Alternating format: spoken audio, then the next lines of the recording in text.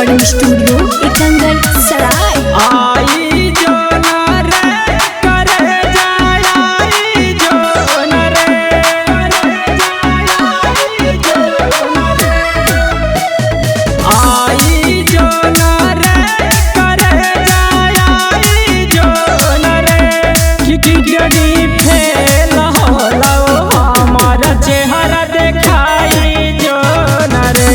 खिखिड़ी fail होला हमारा चेहरा देखाई जो न रे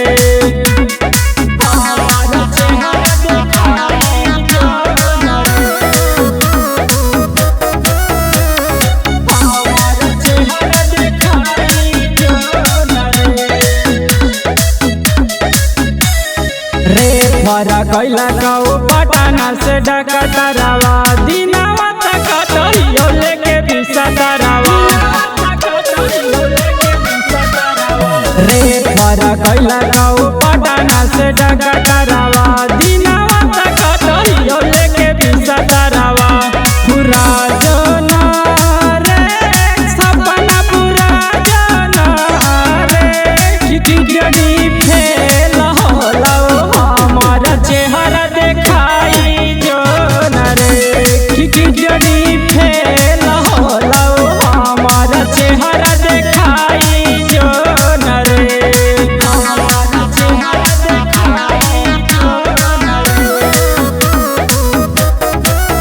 हमारा चेहरा देखाई जो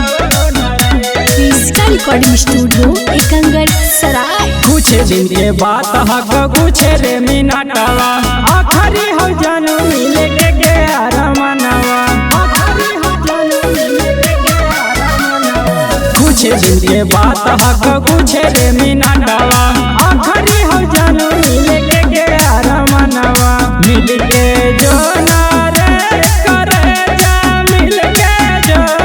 न रे खिखिड़ी फेल होला हमारा चेहरा देखाई जो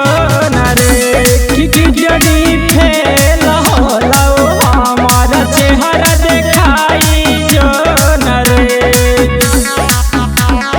हमारा चेहरा देखाई जो